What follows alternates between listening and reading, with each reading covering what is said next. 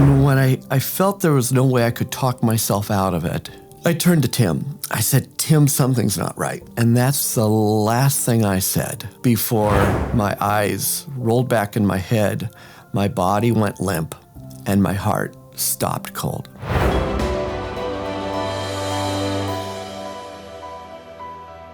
So hello, Bill Dolan. Welcome to the show. I am truly honored by you joining me today. How are you feeling today? You know, I'm feeling great. I'm excited to meet you, Brad, for the first time, and excited to do the program with you. Well, I specifically asked the question feeling and not otherwise because it should come from the heart, not the brain so much. And I think we're going to dig into a lot of information today that's really interesting. I'm familiar with your story, so I've seen it and heard it and read it and appreciated it for sure. So today, I'd like to welcome our listeners to this electrifying episode where today's guest, Bill here, right, literally had a heart-stopping experience. Okay, now today, so I'm honored, by the way, Bill, for you being here. And I know you're an Emmy-nominated TV director, author, speaker, and yet where we're going today is this event that happened in 1999, right? Bill had a profound NDE that not only changed the trajectory of his life, but gave him a direct transformative encounter with what he describes as the embodiment of pure love. Is that right, Bill? That's exactly right. And who doesn't want to hear about that, right? So, and all the details, man, don't hold back. So since that moment, he's been on a mission to help others understand the power of divine love and grace and the purpose behind every breath, as well as every beat of your heart, okay? So I think you know what I mean by that. So, hey, Bill, let's start at the beginning. Tell us or take us back to the day where the story began. Well, it actually starts, we talk about the day I died as if it's the day it began. It's January 28th, 1999. But it obviously started before that. It started when I married my high school sweetheart, and we started to raise a family and tried to figure out how to make ends meet. And I was very blessed to land in a field for which I was passionate and excited, and that was television. A lot of people say everybody wants to be a director, but not everybody gets to be one, and I got to be one. I got to be a live television director, and I worked with the ABC network and then did individual projects in partnership with Disney and major corporations and world leaders, and I was just crazy blessed to do what I did. But the trouble with success in the television, the entertainment space, is usually you pay a price. And one of the prices that's paid is the relationship you have with your family. I had become successful on the outside and had done a lot of incredible things and experienced a lot of incredible experiences. But I had become somewhat of an absentee father and husband because Dad was on the road all the time. In fact, my wife tells me a story. We have twins. My wife tells a story of how she was driving by the airport and the kids pointed out, oh, that's where Dad works. It was kind of a wake-up call. Now, granted, I'd love to tell you that I'm so brilliantly emotionally intelligent that I got it and went, I got to change my life and I need to be a better husband. But the truth is, when I left broadcast television, I was kind of running on fear. And part of that fear was hearing the echoes of my father's voice when I was a kid, very abusive at the time. But that sense of, you're never going to amount to anything. And that he valued what we did based upon a regular income, a job, a title, all those different things. In all reality, I was successful on the outside, but I was operating on fear. I was operating on fear of the echoes of my father's voice, operating on fear of what I might lose, operating on fear of not being able to provide for my family. But the price was I was gone a lot. Then an opportunity came up. A friend of mine had been producing documentaries. He said, I really would love your help on this. In fact, would you partner with me on this to produce this documentary project? And I thought, you know what? It's a change of pace from a lot of the corporate and the entertainment work I was doing. And the thing about documentary work is you can dive into it and you can go deep. But at the end of it, you go into the promotion phase and the revenue starts coming in. So instead of me always being gone all the time, technically, there's a term called mailbox money. And it's that money that comes through the revenue that's produced from, the residuals or whatever distribution model you have. This was going to change my life. I mean, literally changed my life. So we did the documentary project. Other side note, for anybody watching this that says, hey, I want to get into entertainment. I want to produce television shows. I want to do these things. A lot of us get all excited about producing the product. But the truth is, you really don't have a product unless you have distribution. That's one of the reasons that sometimes someone might spend $1 million or $10 million or $100 million on a program, but also have to spend another $50 to $100 million on promotion and marketing to get the distribution and the attention of the audience. That's really how the model works. So I understood that if I did this project, I wouldn't just throw a party because I finished a documentary. I would throw a party if I got distribution. That's the key. And we got it. We got a call from an agency in Nashville that was really excited about distributing our product. Not only that, after some negotiation, they said, fly to Nashville, and we've got a big check waiting for you. This is it. This was the turning point in my career where I could hop on a plane, sign the contract, get this check, and start a new season of life.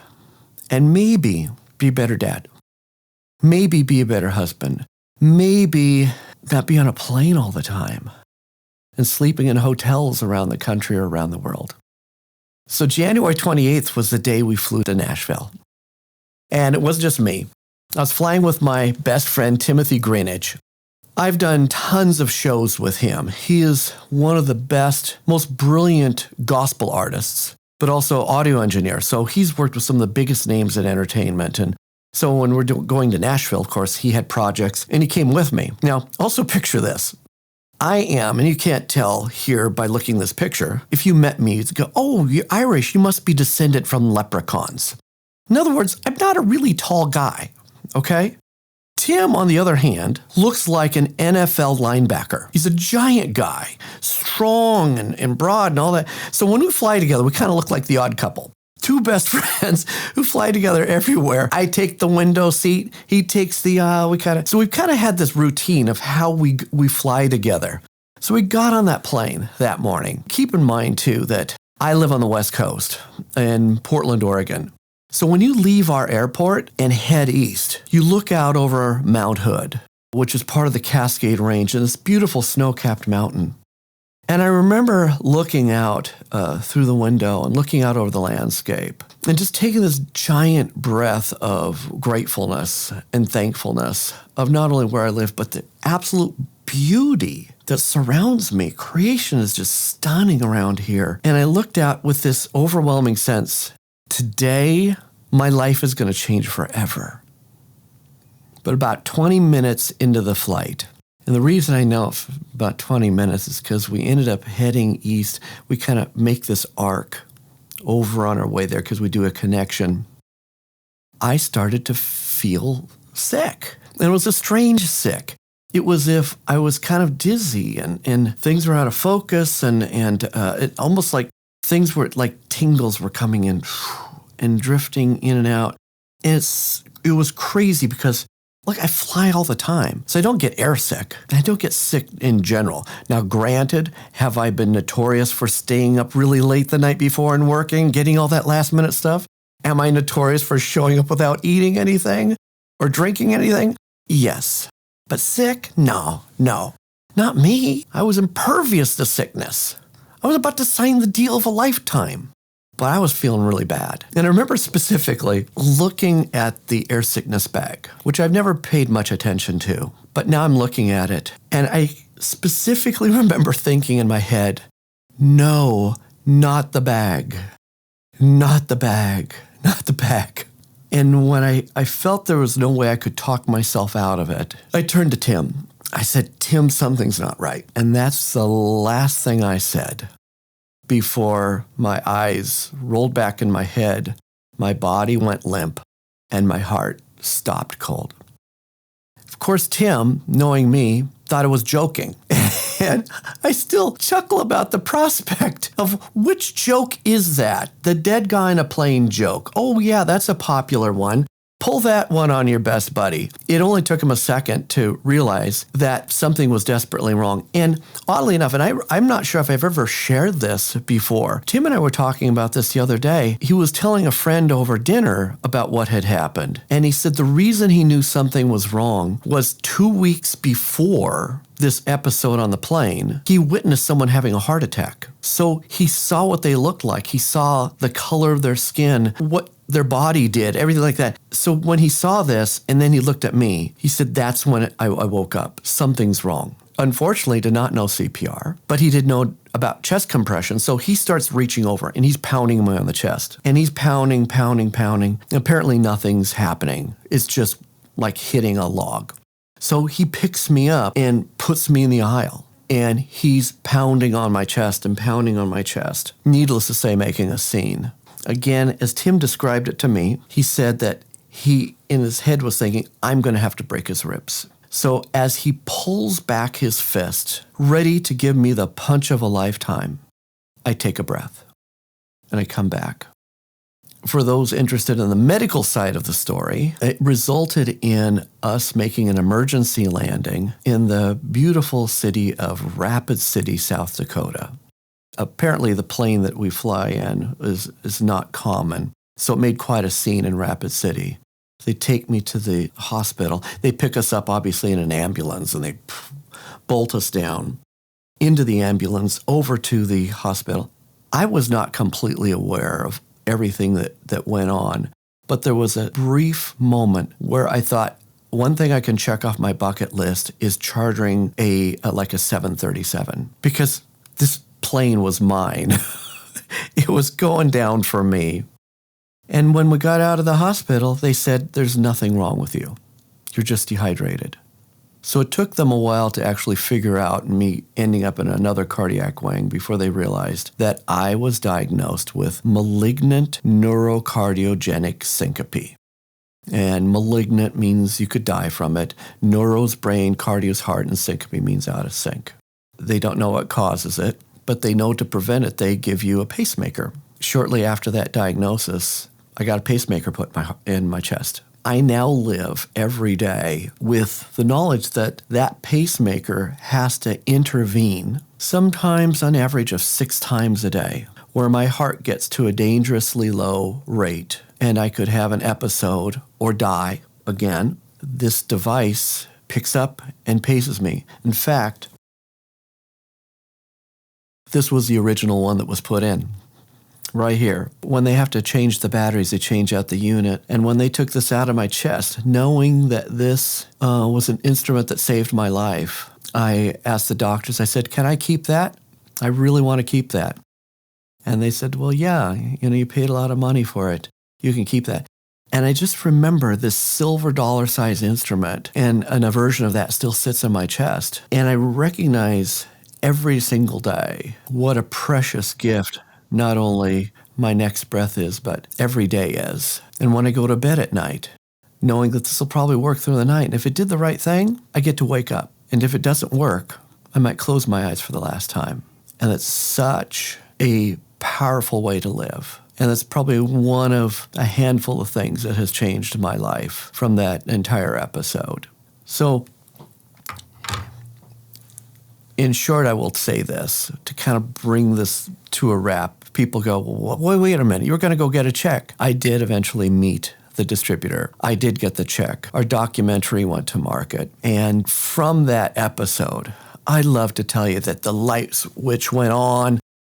I got it. I'm a better dad. I'm a better father. You know what? It gave me a new trajectory. And every day, every single day, I'm thankful for the breath of life. And every single day, I realize I have so much more to learn and so much more to apply if I want to be the best version of myself, including being a dad and a husband, and hopefully a producer that can use our gifts of media to make a difference in the world. That's a fantastic story, but it brings up one question to me. What was it that happened in the time between your eyes rolling in your head and just before he cracked your chest open when you woke up? There must have been some experience that was very profound then. Well, that is definitely the understatement of the universe. It was mind-blowing, absolutely mind-blowing. I mentioned that as a little kid, I had an experience with my father that was difficult. In fact, to give you a little bit more context, my father was very ill. He was supposed to die. He was given a diagnosis where he was supposed to die in 3 to 6 months. He had a very rare blood disease. He ended up hanging on and hanging on and hanging on. And as an only child, I ate more gift casseroles from grieving family members going, here, this is for little Billy and you need a meal and all whatever. People don't know how to talk about death. People struggle with the awkward nature of grieving and passing and the pain that people go through, even trying to process life and death. But the aspect that made it the toughest was that I had to witness my father go through excruciating pain. And when we're in excruciating pain, we usually take it out on the people that are closest to us. And so for me as a little boy, that person that was closest to the pain of my father was me. So he took it out on me. He was physically abusive. He was verbally abusive. I would actually hide in my room. Part of the reason I'm in the media business today. I became a student of storytelling in old classic motion pictures because that was my escape. And I learned storytelling, characters, and casting, and all those different things by hiding from the horror that was waiting for me in the presence of my dad. Now, flash forward to that day that I closed my eyes and I crossed the threshold of eternity. I can tell you that leading up to that, the last person I wanted to meet was God. Last person. Now, granted, I grew up in somewhat of a religious household, and it's funny whether you are part of a religious household or not or something like that. There's certain things we say, like, oh, God is love, and God loves you. You can trust God. And if people were just ask you out of the blue, do you trust God? We'll go, oh, yes, of course I trust God. Do you love God? Oh, yeah, I love God. There's a bunch of lip service, cultural lip service that I think a lot of us pay to a very obscure concept. For me, I was convinced that if I ever saw God, he was going to put his finger in my face and say, you failed me. You disappoint me. You did not live up to your potential. I now realize that a lot of times we take the darkest things that have ever been said to us by people that we presume to love us or people that we respect or their authorities, and we superimpose those on God. And that was the God I was sure I would ever meet. But that's not the God I met. Instead, I crossed the threshold from the dimension of time and space to the time of eternity. I came face to face with God. And I was overwhelmed in a few ways. I clearly recognized that I had crossed into a space where everything that ever has happened and everything that ever will happen has happened. Imagine what's happening on that plane with my body and Tim in the 2-3 minutes that he is trying to bring life back into this shell. And I am now in the dimension of eternity where I could have spent 2 to 3 million years. There's no clock there because it's all happened there. But the thing that blew me away the most was being consumed by God. It wasn't like God with a beard and whatever walking across a gold thing. And I can't even tell you, because a lot of people say, were you in heaven? I don't know. There were no road signs, like, welcome to heaven, or the jokes where you have, St. Peter at the door with a check-in sheet and, and a gate. There's nothing like that. I could not tell you that I was in heaven, definitively, but I can tell you who I was with. The thing about coming in the presence of God was that I realized I wasn't just meeting someone that loved. I was meeting the total embodiment of love, the author of love, the source of love, the radiant force of love, figuratively, because I can't remember going, oh, and I lifted my chin and looked up, but I remember the sense of trying to look up to find the borders or the end. Where did the love end? As high was the extent of God and love, and as low as low, and as wide as to the right, the left, deep. It wasn't just I was with God, I was actually being consumed by God in that experience. It wasn't as if he had to say anything. But it was this recognition, and I sense this for everybody, that the creator of the universe doesn't just know us, doesn't just like us, doesn't even just love us, but that the creator of the universe is madly, deeply in love with you and has hoped every hope, has shed every tear with you, has dreamed every dream with you, has been with you every second of your existence, and has been cheering for you, is your biggest cheerleader. Your biggest cheerleader is the creator of the universe. So clearly it was a contrast from any type of thing, a religious layer that I had tried to put on it, cultural layer I tried to put on it, parental layer of you're not good enough, completely stripped away, completely stripped away. I did not realize what a burden we live with, trying to define God within the frameworks of some of the relationships we have, and some of the guilt we have, and some of the self-condemnation we have. That's not God. It changed me. That is the deep part of the story, the NDE. And it's funny when you get into this, there's this crazy word, that most people had not heard, which was malignant neurocardiogenic syncope. Now, when you break that down, you got that neuro and cardio and syncope. So the mind and the heart are out of sync physically, right? But you know what? You think about that and you think when the mind and the heart are out of sync spiritually, you're probably in about as much trouble. Your heart tells you one thing, your mind tells you something totally different. You have a pacemaker that helps you physically. What do you have that helps you spiritually? Boy, that's a great question. I think part of it, one, is the recognition that, we do have a mind.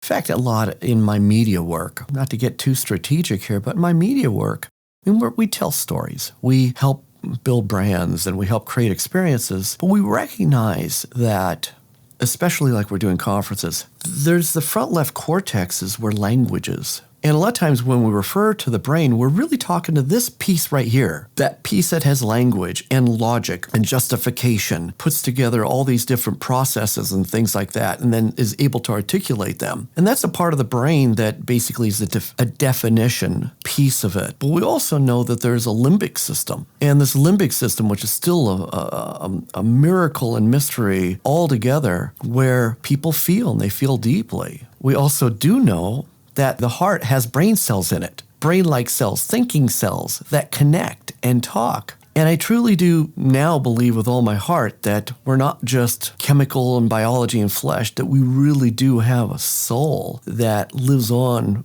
long past the shell of our body. Recognizing that exists and recognizing what's happening when I think, when I feel with my heart, and when I feel and hear with my soul, is almost like learning a new language. When you're a baby, you hear words and tones and things like that. Over time, they start to get definition because they go from just sounds to meaning. And I think part of it has to do with being immersed in that, but also in leaning into it. Silly phenomenon among a lot of immigrants who come to this country who don't speak English, actually learn by watching television. I was just talking to a friend who came over here from Russia, a family from Ukraine. They're just telling me, he goes, how did you learn? He goes, I would watch cartoons. He goes, I was a little kid. And there's something about immersing yourself and then leaning into it, being deliberate, that language goes from obscurity to meaning. That's a long way of describing how I think we can learn to hear our thoughts, to understand our feelings, and to hear the spiritual voice, I believe, of God. It's by being present. It's by leaning in. It's not to say that I've become an expert at it. I'm not. I'm just another guy on a journey. But I'm a guy that's now been abundantly aware that this exists, and I want to listen, and I want to understand, because I understand that there's something far more powerful on the other side than we are cognizant of in this dimension of time. Yes, I agree. And, it's interesting where you focus your time and attention, that's actually something that you'll have new insights come to you because that's where, your focus is. Of course, it's interesting during this experience when you went to the other side and came back, and it's called near-death experience, but at some point everyone has a death experience, right? But it kind of makes you feel like the word death should have a different meaning, or maybe we replace the word with something else because death isn't sort of a finite, sort of like turning a computer off and the screen goes black. It's a transition into a higher place potentially. Now, I would ask, when you were on the other side, did you feel like that was home over there? And by the way, if that was like where we originate and we are these eternal spiritual beings, we come over temporarily to physically manifest in this experience. And then we go back, where is home? Because when you're here and you don't really know much about that and you haven't had an NDE, you think this is home. But based on your experience, where's home? Well, that's a great question. And I don't have a profound spiritual answer for that because when I was in the presence of God in the dimension of eternity, I felt very much at home. I mean, for goodness sakes, how could you not feel at home when you are literally consumed by the love of God and by whom I believe is our creator? So that everything about that, it screams ideas and thoughts of home. And I say this, I'm at home right now. I'm at home with you because I'm still here. And I realize that that person that had a profound spiritual experience is still having it. Now I'm having it in my body. Now I'm having it in a dimension of time. But now I realize that the dimension of eternity can pierce the dimension of time. And we can live that every single day. It's not a place that I go. It's not a thing that I do. It is literally an act of being in that space. So for that reason, I'm home. Now I'll also add this. When I used to travel all the time, and I still travel quite a bit, but I traveled a lot. There was an instance where my family went on a vacation to another part of the state. I had to slip away for a business trip. So I slipped away for a business trip. On my way back, I stopped at our house where we lived. If anybody asked me where I was going, I'd say, I'm going to go home for a few hours and pick up some stuff. Until I got to this building where we sleep and we eat and I raise my kids. It dawned on me, this isn't home. This physical thing that I have attached to home because I sleep here and I eat here and I reside here and I pay taxes here does not make it home. It's when I got on that plane and took the extra leg and rejoined my family that I felt at home. And it was, for me, the recognition that we're at home in a place when we're around the people we love and love us. It's not a geographical thing. It truly is a spiritual and relational thing. Yeah, that's amazing. I hadn't really thought of it that way. So home isn't really an address. It's where home is where the heart is sort of the expression. And of course, I think, something I've seen you say before as well is that it's all about relations. Of course, we're going to talk about your book here in a little bit as well, The 7 Disciplines of Relationship Marketing, but it's all about relationships. And I liked how you said the sun travels through space and it just goes endlessly. And in space, it's freezing cold up there until the sun arrives on the surface of, say, the plane that we live on, Earth. And then there's a relationship between the sun and sort of the Earth and ourselves. And then there's warmth, right? And so I thought, that was so amazing. I love that. So that ties right into your answer here. It's not an address. It's where the heart is. And by the way, that's a perfect transition into this next segment that I have, which is called Heart's First Whisper. I got 9 questions that I spring on you, and these are impulsive. It's your heart pouring the response out. And these are kind of quick ones that we move right through, and to really get to know you a little better. What do you think about that? I'm ready. I'm excited for this, Brad. Oh, cool. All right, good. Well, let's get it kicked off. off. Those are not math questions. That is just... Well, no, there's 9 of them. 9 is the only math. I think 9's kind of a fun, lucky number, and that's the extent of the math. Okay? Okay. Excellent.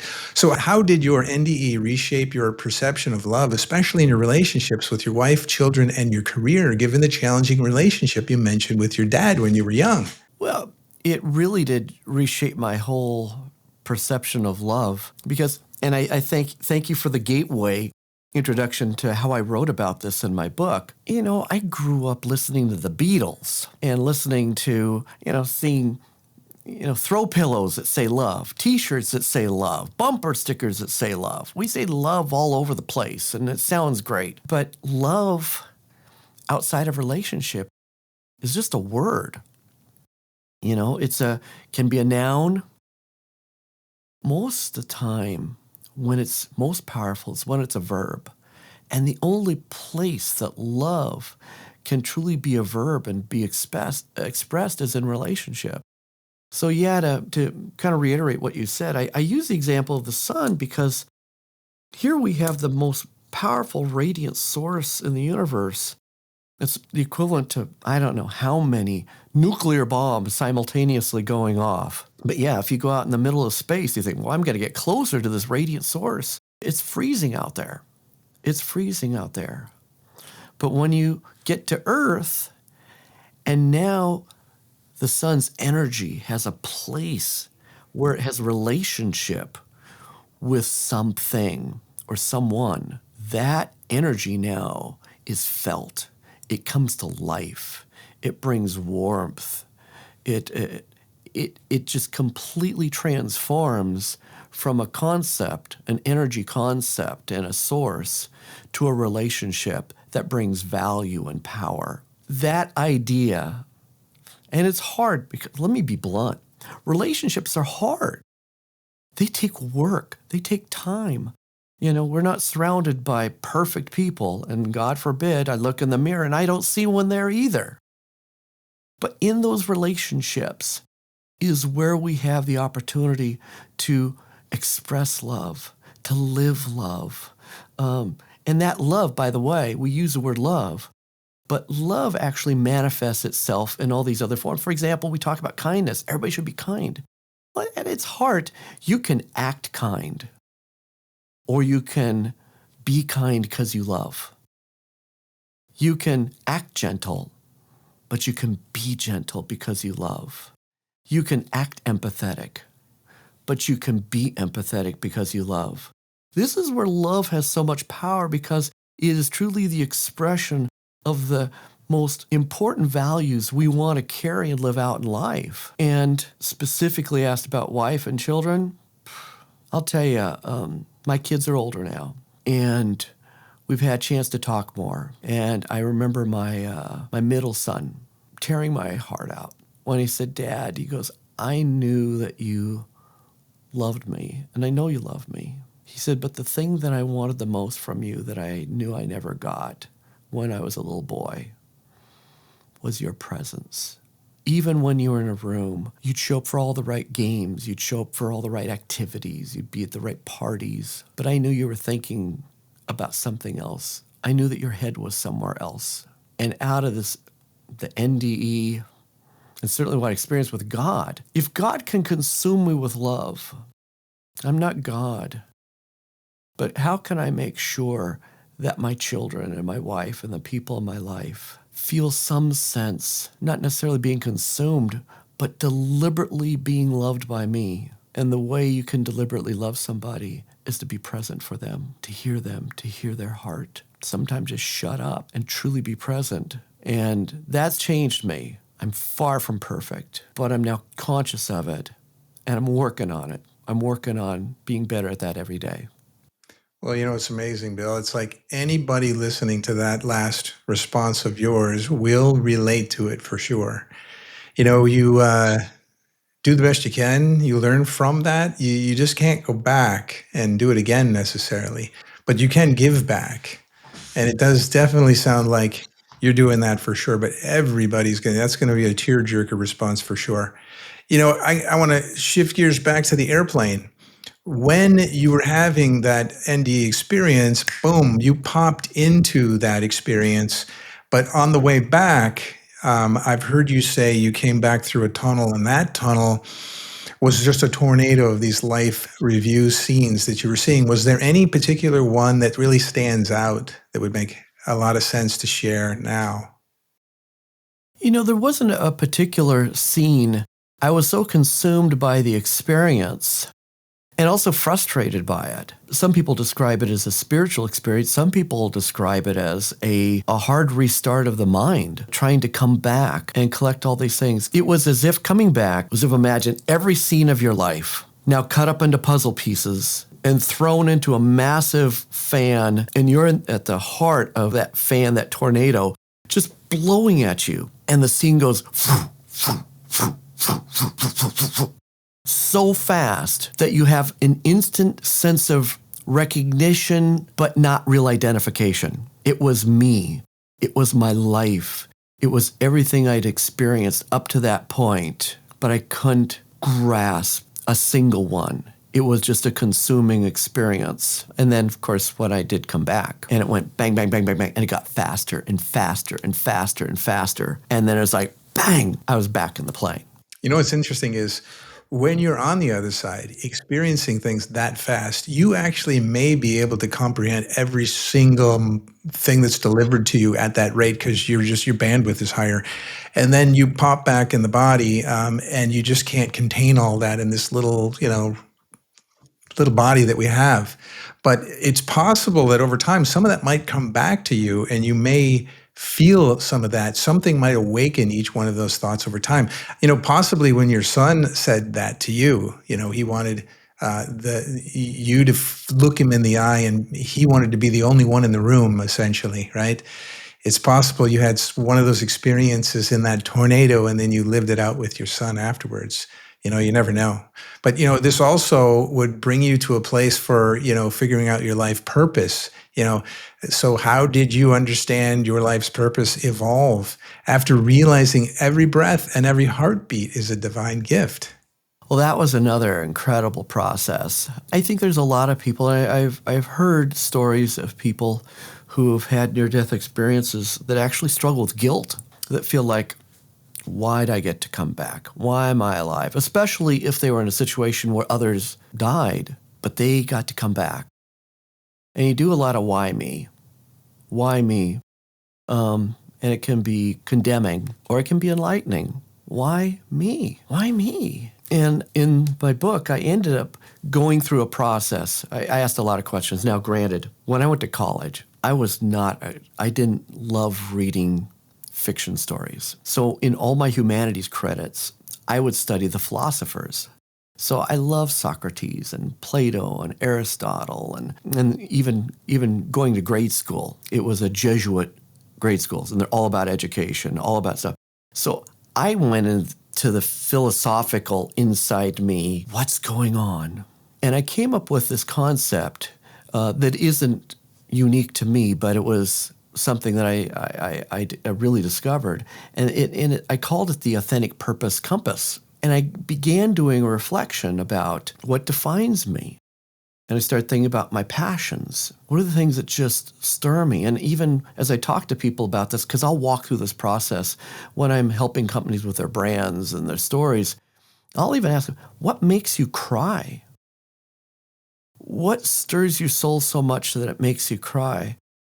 What would stir your soul so much that if you couldn't do it, it would make you cry? Start processing that a little bit. And then take a little shift and say, what are your gifts? What are your aptitudes? I mean, when you were growing up, I remember there were kids they were the art kids. One kid, Chris, you give him a pencil and he could do something that looks like an illustration out of National Geographic. I remember Tom, he was an athlete, doesn't anything he couldn't do, he's just an athlete. And I remember other kids, especially Yvonne and Mary, they just seemed to know geography and math. And so I had to look at myself and say, wait, if someone defined me, what kid am I? And I realized that part of my gift had to do with the arts and language. So, okay, that's interesting. And then I took one more filter and looked at it and looked at my life experience. Because I truly believe that everything you've done up to this moment, everything you've done is like laying a brick of foundation for who you are becoming and the impact you will make on this world. And when I started looking at those things, then obviously the centerpiece is this crazy experience. You know, I'm one of those weird people that can say, I died. I'm one of those strange people that can say, I came face to face with God in the dimension of eternity. I had a profound experience that changed my life, and I realized that not everybody gets to go there and come back and talk about it. And of all the skill sets and experiences I had in my life, what would be the lasting impact I pray I would have in this world? And I realized, like some people call it the tombstone question. What would they put on your tombstone? And I realized that I am here to be ambassador of the love of God. I'm here as an ambassador to tell you you have a profound divine purpose, and the creator of the universe is madly in love with you. That's my thing. And I realize it's hard stuff. It's big stuff. Sometimes people think it's crazy stuff, but it was the stuff that's landed in my lap and the stuff that I realize I have a unique voice and now a calling to share it. Well, it's interesting that a lot of, well, not really a lot. There's a fraction of the people in the world that know love and its importance and so forth. But the problem is it seems to get bumped down the priority queue, Oh, yeah. until you have an experience like you just did and you realize, well, wait a minute, it's actually the most important thing. Now, we have to live and function in this world, as you've often said, pay the bills, and host the family in the house and so forth. But the highest order bit could and it feels like it should be love.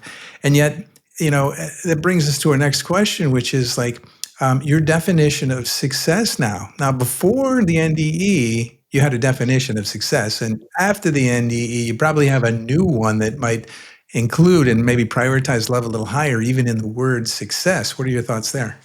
I'm hoping that success doesn't have to be that complex. I use an example, actually not my book, but I use it a lot when I'm talking to other people. If we were a sports team, there's ways we measure success. It's usually touchdowns and wins. There's other sub things like that. If you're a business person, usually the bottom line, the retention of clients and things like that. Metrics apply to whatever game you feel you're playing. For me, it's my game. It doesn't have to be your game. It's not imposing anything on anybody. But when you say, why am I here? And what do I feel I'm uniquely positioned to do? Doing that and living that is success. Walking on that journey. And again, it's fully accepting we're flawed human beings. In fact, I don't know if you can see over my shoulder, I've got Iron Man behind me. It reminds me, there was a season when I was on the board of the Stan Lee Foundation. Stan, who's the architect of the Iron Man stories and the Marvel stories.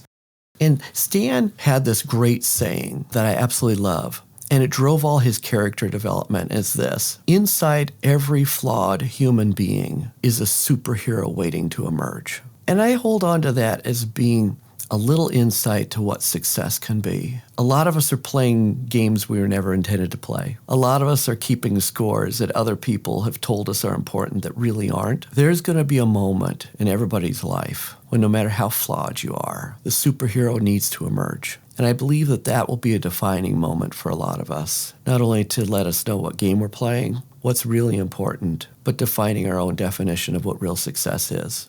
Well, that leads perfectly into the next question. This superhero being focused and knowing what's important and what's not. If you, as a superhero, had to write a personal mission manifesto today, what would it say? Love God with all your heart, with all your soul, with all your mind, with all your strength. Love the people around you and those that have been a part of your life, and even on the periphery of your life. Love them with all your heart. Find those ways to uniquely meet them, serve them, honor them, and help them grow and realize the greatest fulfillment in their lives. And look in the mirror and love this person that God has given to you, yourself. Don't focus on your flaws. Recognize they exist, but recognize you're in the process of becoming. And every day, do what you can to become the best version of yourself so that you can love more than you've ever loved in your life. I'm glad we recorded that because we definitely need to write that down and keep that handy. I think that was surgical, every word you chose.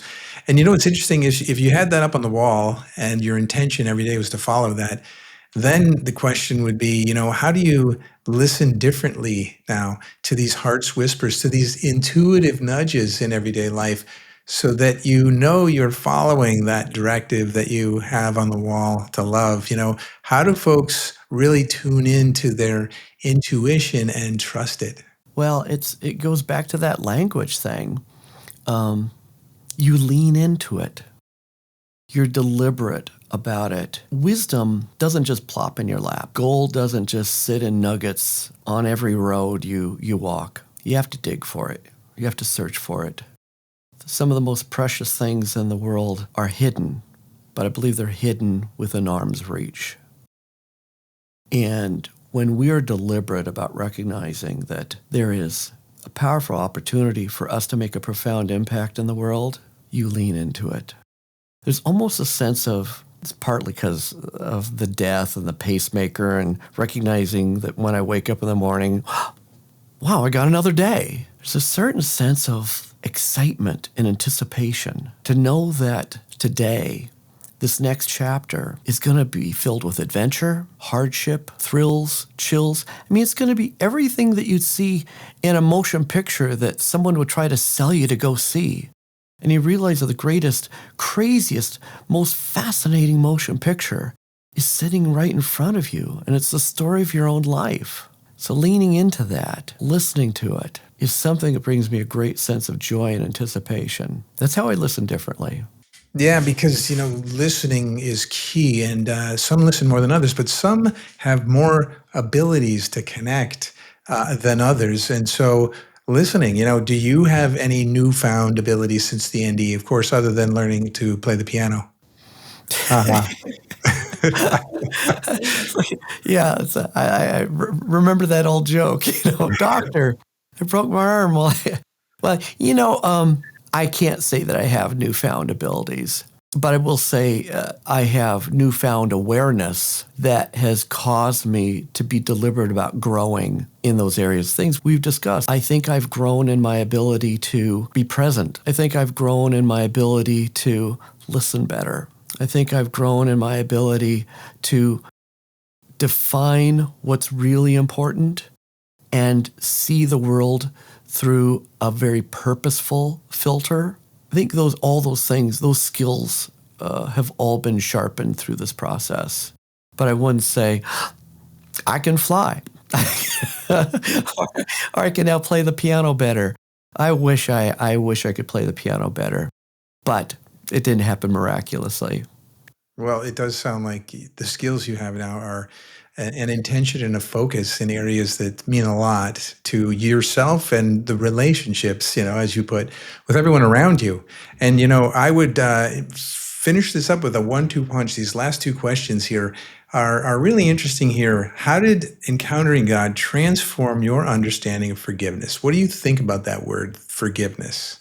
Well, it's a powerful word, and it's philosophical, it's theological, and I'd love to tell you that I have absolute clarity on it. I don't. I think the idea of forgiveness, one has to first ask the question, do I even have the power to forgive?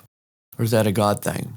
I can't say I can answer that definitively, but it does give me caution before I get really cavalier with throwing out forgiveness or I forgive you. However, tied to forgiveness, I think, is another word called grace. I think that has definitely changed me. It's given me a new understanding of how love is expressed. Forgiven basically means you've done something to offend me or hurt me, or you've done something that I think you've violated some law, and so I can therefore forgive you. Again, I'm not sure that works exactly that way, but I can always say I can give grace. I can recognize that we do live in a flawed world, that people are flawed, and that people are not perfect. And when people perform imperfect acts, like all the time, I don't condemn them for it, as I don't believe God condemns us for that. Instead, I recognize, hey, you're on a journey, you're growing, you're learning. I do believe and I hope that people are living with the best intentions, knowing that not everybody does, but I still try really hard to give grace. And that's what I believe I can give. I like that. The grace word, yeah, that doesn't really come up a lot when I bring these types of questions. So I like that introduced right there. The other thing that you've said is plan A and plan B. Don't always have expectations for plan A, because if it doesn't happen, what happens when your expectations aren't met? Oof, frustration, of course. Plan B, and B stands for blessed. And I think this falls into this category as well. I've kind of thought about the word forgiveness. It kind of feels like on an NDE, when you're on the other side, you hear of this non-judgmental, pure love world, right? And so that kind of tucks into forgive. If I don't judge someone, then I don't have to forgive them. And so the forgiveness isn't even actually required. It's just blessing them regardless, because you didn't judge them in the first place. And so somehow you can kind of get away from the word forgiveness as well. And when you do get to the other side, if it's true that it's this unbelievable blanket of love, and that comes in many ways, in many forms, because there's no judgment at all, it really ties back into this. I like the word bless for that, and then I love the word grace for that as well. Thank you. Now, wrapping things up, here's a good one. How has experiencing divine love shifted your view on suffering and tragedy in the world? Well, probably the biggest thing is my perception of God, because we try to put human skin on God. Now, granted, depending upon your faith, and as I grew up, Jesus was the physical embodiment, the expression of God. In how I grew up, and most people describe Jesus as he's written pretty darn perfect. Then let's say, well, let's look at other people. How are they? Not so perfect at all. But it's interesting, even though we have this expression of Jesus that is the expression of God to millions, billions of people in this world, what we do is we put other human characteristics on God. Like, take the worst aspects of humanity. Let's put that on God. Take the really judgy things, and we're going to put that on God. The really mean things, we're going to put that on God. And, was there a flood the other day? Well, it's God's fault. Was there an economic downturn? Well, it's God's fault. I came to the realization God gives us choices. One of the greatest gifts he gives us, because he loves us, is free will, and free will to make choices. And because even if I had an entire world made up of Bills and Brads, it'd probably be screwed up, because we're not perfect at all. And the fact that God allows us to make mistakes, and God allows us to grow, and God allows us to stretch, and God has given us a lot of provision for coming back, for getting back up, and from learning from that. And the fact that God says, I'm here for you. You can call on me no matter what, no matter how goofy you are. I think about how flawed I am, mistakes I've made, areas I've come up short, and God still loves me. Thank you for that. That's that Heart's First Whisper section there. I think we got through that in an amazing way. Every time I do that, I learn more and more, all kinds of new little things. So that was amazing. I would ask you kind of a loose end question here. What number pacemaker are you on now? I know they replace that every once in a while. I'm on my third. Third? I'm on my third now. Yeah. Is that, how long do they last? Well, it's a combination. It depends on how much you use them. I have a friend just talked to me earlier this week. Right now, his is averaging 5 years, and because it has to intervene a lot. In my case, I'm at a point where I'm intervening at a lower rate than I used to, and so they're lasting 8 to 12 years. And of course, with the pacemakers, there's new software updates. They can do software updates the way you do with an iPhone or a computer. I do it through my phone. It's updating things, but it can't update the physical elements. And there's certain software updates and hardware updates that they go, you know what? It's a good thing your battery's getting low, because we're going to give you the newest unit. And part of it has to do also with security, too. It's not just is it working well, but the idea of creating a device that is radio controlled and can't be hacked. You want to get telemetry off it, but you don't want someone going in there and jimmying the thing up. Hey, also induction charging, you'd be able to charge it externally through the skin, and that might give you extension to its life also. But I guess 5 to 10 years is probably plenty. It's good. And the procedure to change it is not significantly evasive. I mean, they literally cut it open it up again, and the cords that are currently going into my heart have all stayed intact or are great, so they don't have to change the cord, so they don't have to actually touch my heart. They do it right here. So it's a very simple procedure, but that induction thing, that would be fascinating. Every time your heart beats, you see it as a gift. So, you wake up in the morning. Oftentimes in the spiritual world, they say, listen, when you wake up in the morning, you should see life as another gift and be grateful and so on. But in your world, you literally are, that your technology is keeping your mind and heart in sync so that your blood can pump so that you can live another day. Wow. The appreciation there must be amazing. It's crazy. You're right. We say all these things and quote all these Hallmark cards about, today's a gift. And, I'll tell you, there's nothing like getting up in the morning and looking at your app and saying, guess what? You got dangerously close, but we took care of it. The truth is, life is so fragile. Life is so fragile. My prayer is that if anybody takes things from this story, certainly I want people to recognize the immeasurable love of God, the immeasurable power that you have and the purpose that you have and the gift that you have of life. That is expressed because you start to have an appreciation, a reverence, an excitement for the next breath you take because you didn't earn it. I mean, look, I didn't write a check for it. I didn't slip my credit card in for it, go, hey, let's get some more breaths. I've done nothing like that. Nothing like that. But yet it's given to us every day as this incredible gift. And it's a gift we're not sure how long we're going to have. So appreciate it, love it, celebrate it, live it. And I will tell you, not only will you get up every morning, hopefully, with a sense of anticipation, a sense of excitement, a sense of reverence, but it will make your life so much richer because you will taste things you've never tasted. You'll see things you've never seen. You'll feel things you've never felt. And I truly believe that you'll impact more lives than you ever thought possible. Beautiful closing message. Thank you, man. Bill, and the whole story is so amazing and heartfelt. Thank you for sharing.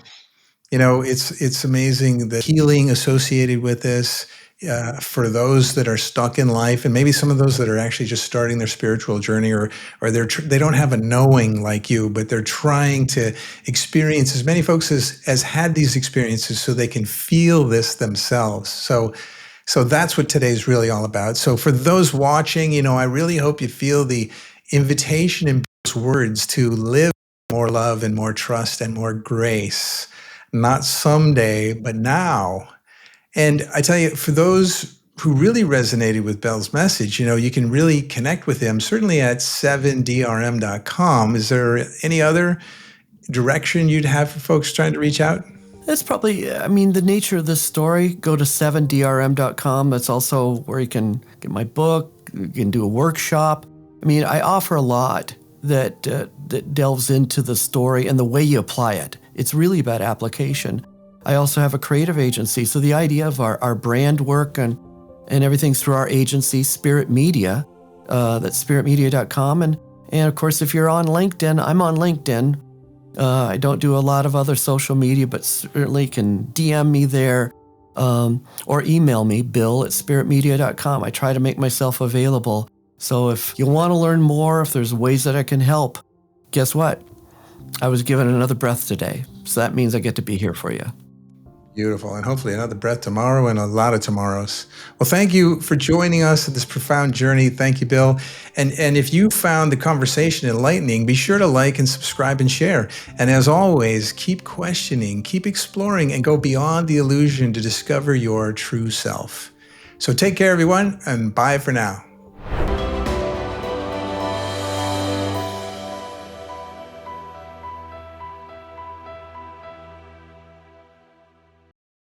I hope I was a blessing for you, Brad. You have a long-form show. I felt I could take liberties to kind of elaborate and process. Those are fun questions. Great questions. I appreciate the investment you made into researching the story I really do respect that a lot of people don't do that. It's like, wow, you really did do a lot of homework. And I really respect that. I appreciate that, Brad.